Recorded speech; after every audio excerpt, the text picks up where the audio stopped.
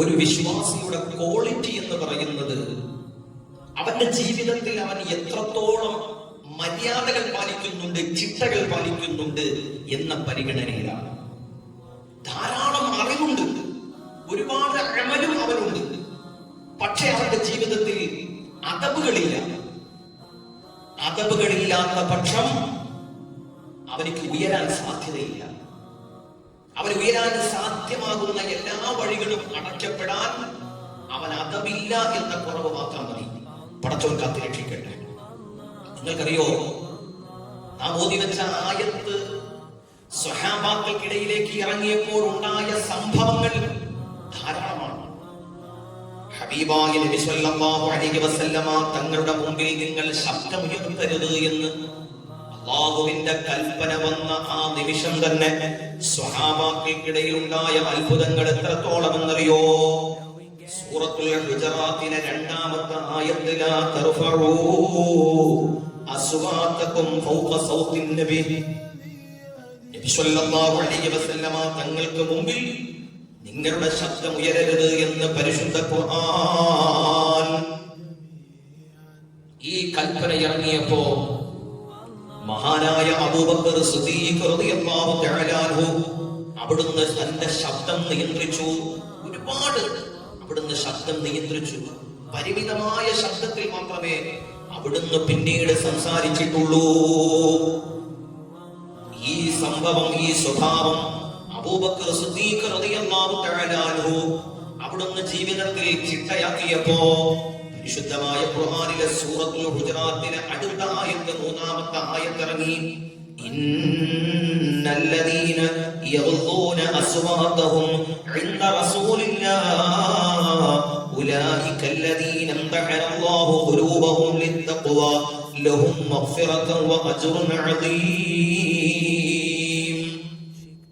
അവർ അവരുടെ ശബ്ദങ്ങളെ മിതമാക്കി, താഴ്ത്തി, നിയന്ത്രിച്ചു റസൂലുള്ളാഹി സ്വല്ലല്ലാഹു അലൈഹി വസല്ലമ തങ്ങളുടെ മുമ്പിൽ എന്ന് പറഞ്ഞിട്ട് ഖുർആൻ പറയുകയാണ്, അവരുടെ ഹൃദയങ്ങളെ അല്ലാഹു സുബ്ഹാനഹു വ തആല തഖ്വയ്ക്ക് വേണ്ടി, സൂക്ഷ്മതയ്ക്ക് വേണ്ടി അല്ലാഹു തിരഞ്ഞെടുത്തു എന്ന് മാത്രമല്ല, ലഹും മഗ്ഫിറത്തുൻ വ അജ്റുൻ അദീം, അവർക്ക് അല്ലാഹു സുബ്ഹാനഹു വ തആല വണ്ണമായ വമ്പിച്ച കൂലിയും പ്രതിഫലവും നൽകി എന്ന് പരിശുദ്ധമായ ഖുർആൻ. അതായത് നബി സല്ലല്ലാഹു അലൈഹി വസല്ലമ തങ്ങളോടുള്ള ആ മര്യാദ പാലിച്ചു. ആ നിമിഷം തന്നെ അല്ലാഹു സുബ്ഹാനഹു വ തആല അംഗീകാരം കൊടുത്തു എന്ന്. എന്റെ പ്രിയപ്പെട്ട സഹോദരങ്ങളെ, മുഅ്മിനീങ്ങളെ, ഹബീബായ നബി സല്ലല്ലാഹു അലൈഹി വസല്ലമ തങ്ങളുടെ മുമ്പിൽ എത്രത്തോളം അദബും ചിട്ടയും മര്യാദയും പാലിക്കാൻ കഴിയുമോ അതെല്ലാം ജീവിതത്തിൽ പ്രകടമാക്കിയവരാണ് സ്വഹാബത്ത്. കാരണം അവർക്കറിയാം, തങ്ങളുടെ ജീവിതത്തിൽ മുന്നാല നബിയോട് മര്യാദകൾ പാലിക്കുമ്പോഴാണ് ഞങ്ങൾക്ക് അല്ലാഹുവിന്റെ പൊരുത്തം ലഭിക്കുന്നതെന്ന് സ്വഹാബാക്കൾ പഠിച്ചു, അവർ ലോകത്തോട് പഠിപ്പിച്ചു.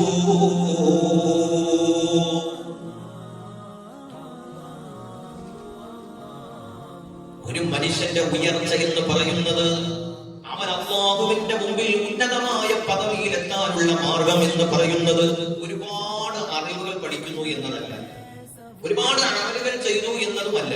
മറിച്ച് അറിവുണ്ടാകണം, അമലുകളും വേണം. അതോടൊപ്പം അവ രണ്ടിനെയും തിളക്കമുള്ളതാക്കി മാറ്റാൻ അവന്റെ ജീവിതത്തിലെ മര്യാദകൾക്ക് കഴിയും, അവന്റെ ജീവിതത്തിലെ അദബുകൾക്ക് സാധ്യമാണ്. അതുകൊണ്ടാണ് അദബിന് വല്ലാത്ത പദവി വരുന്നത്, സ്ഥാനം വരുന്നത്. അല്ലാഹുവിന്റെ ഔലിയാക്കളുടെ നേതാവ്, അല്ലാഹുവിന്റെ ഔലിയാക്കളുടെ നേതൃത്വം മഹാനായ സയ്യിദുനാ മുഹ്യിദ്ദീൻ ശൈഖ് റഹ്മത്തുള്ളാഹി അലൈഹി അവിടുന്ന് ജീവിതത്തിൽ ഉന്നതങ്ങളിൽ എത്താൻ കാരണമായ ധാരാളം സംഭവങ്ങൾ കിതാബുകളിൽ കാണാം. ആ സംഭവങ്ങളിൽ ഏറ്റവും പ്രഥമമായ ഒരു സംഭവം വിശദീകരിക്കുന്നത് കാണാം. മഹാനായ ഗൗസുൽ ആലം അബ്ദുൽ ഖാദിർ ജീലാനി റളിയല്ലാഹു തആല അൻഹു പഠിക്കുന്ന കാലഘട്ടത്തിൽ തന്റെ സഹപാഠികളായ അബ്ദുല്ലാ എന്ന വ്യക്തിയും ഇബ്നു സഫ എന്ന വ്യക്തിയുമായിട്ട് മഹാനായ ഗൗസുൽ ആലം അബ്ദുൽ ഖാദിർ ജീലാനി റളിയല്ലാഹു അൻഹു അക്കാലഘട്ടത്തിൽ ജീവിച്ചിരുന്ന ഗൗസ് എന്ന് പറയുന്ന ഒരു വലിയ മഹാനെ കാണാൻ യാത്ര ചെയ്തു. അക്കാലഘട്ടത്തിലെ വലിയ മഹാനായി ജനങ്ങൾ അംഗീകരിക്കുന്ന ഗൗസ് എന്ന് പറയുന്ന ഒരു വ്യക്തിയെ കാണാൻ അബ്ദുൽ ഖാദിർ ജീലാനി റളിയല്ലാഹു അൻഹു തന്റെ സഹപാഠികളായ 2 വിദ്യാർത്ഥികളോടൊപ്പം യാത്ര ചെയ്തു. ആ 2 വിദ്യാർത്ഥികളുടെയും മനസ്സിലുണ്ടായിരുന്നത് ആ മഹാനായ ഗൗസ് എന്ന് പറയുന്ന വ്യക്തിയെ പരീക്ഷിക്കുക, പരിശോധിക്കുക എന്ന ചിന്തയായിരുന്നു. അവർ പറഞ്ഞു, അദ്ദേഹത്തെ നമ്മൾ കണ്ടുമുട്ടുമ്പോ ചില ചോദ്യങ്ങൾ ചോദിക്കും. ആ ചോദ്യത്തിന് അദ്ദേഹത്തിന് ഉത്തരം പറയാൻ കഴിയുമോ, അദ്ദേഹം അതിന് പ്രാപ്തനാണോ എന്ന് പരിശോധിക്കുമെന്നാണ് അവർ പറഞ്ഞത്.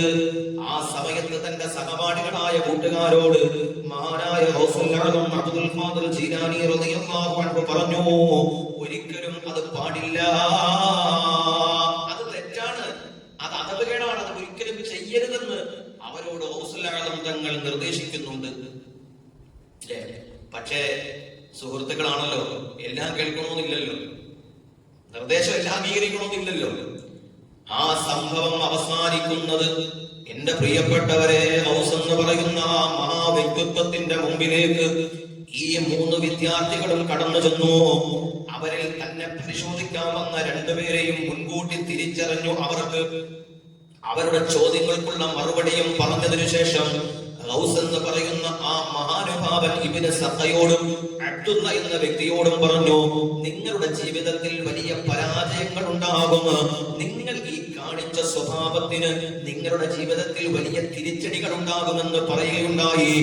എന്നാൽ മഹാനായ ഗൗസുൽ ആദം അബ്ദുൽ ഖാദിർ ജീലാനി റളിയല്ലാഹു അൻഹു എന്ന ആ മഹാവ്യക്തിത്വത്തോട് ഗൗസ് എന്ന് പറയുന്ന മഹാനുഭാവന് ലോകം അംഗീകരിക്കുന്ന ഒരു മനുഷ്യനായി മാറുമെന്ന പ്രഖ്യാപനമാണ്, പ്രവചനമാണ് നടത്തിയത്. തന്നെ ബഹുമാനിക്കുക, തന്നെ ഇഷ്ടപ്പെടുക, തന്നെ ആദരിക്കുക എന്ന ചിന്ത പുലർത്തിയ വിദ്യാർത്ഥിയായ ഗൗസുൽ ആദം എന്ന മഹാനുഭാവനെ അദ്ദേഹം അനുഗ്രഹിച്ചു. ഈ അനുഗ്രഹം കിട്ടുന്നത് എങ്ങനെയാണ്? ഈ പൊരുത്തം കിട്ടുന്നത് എങ്ങനെയാണ്? എന്റെ പ്രിയപ്പെട്ടവരെ, നമ്മുടെ ഗുരുനാഥന്മാർ നമുക്ക് കാണിച്ചു തരുന്ന വഴിയിലൂടെ സഞ്ചരിക്കണം, അവരുടെ പൊരുത്തം നേടണം, അവരുടെ ഇഷ്ടം നേടണം, അവരിൽ നിന്ന് കിട്ടാവുന്ന പ്രാർത്ഥനകളൊക്കെയും സ്വായത്തമാക്കണം. ഉമ്മയോട് നമ്മൾ അടുത്തു നിൽക്കണം, ഉമ്മയുടെ സ്നേഹം നേടണം, പ്രാർത്ഥനകൾ നേടണം, അംഗീകാരങ്ങൾ നേടണം. ഇങ്ങനെ നമ്മുടെ ജീവിതത്തിൽ അതവ് കൊണ്ട് മാത്രമേ നമുക്ക് അംഗീകാരങ്ങൾ, ഉപയോഗമുള്ള അംഗീകാരങ്ങൾ നേടിയെടുക്കാൻ സാധിക്കുകയുള്ളൂ. പണ്ഡിത വേഷധാരികൾ ആ വേഷത്തോട് മാന്യമായ രൂപത്തിലുള്ള പ്രവൃത്തികളെ ജീവിതത്തിൽ ചെയ്യാൻ പാടുള്ളൂ. അതൊരു അതവാണ്, അതൊരു മര്യാദയാണ്. സമകാലിക സാഹചര്യത്തിൽ അല്ലാഹുവേ, പടച്ചവനെ, ഗുരുനാഥന്മാരും പറയുന്നത് പോലും അനുസരിക്കാൻ കൂട്ടാക്കുന്നില്ല.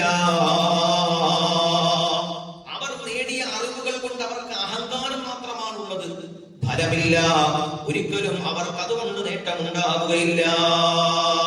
മഹാനായ ഗൗസുൽ ആദം തങ്ങളെ കുറിച്ച് പറയുന്നൊരു ചരിത്രത്തിൽ കാണാം, മടിച്ചാരേ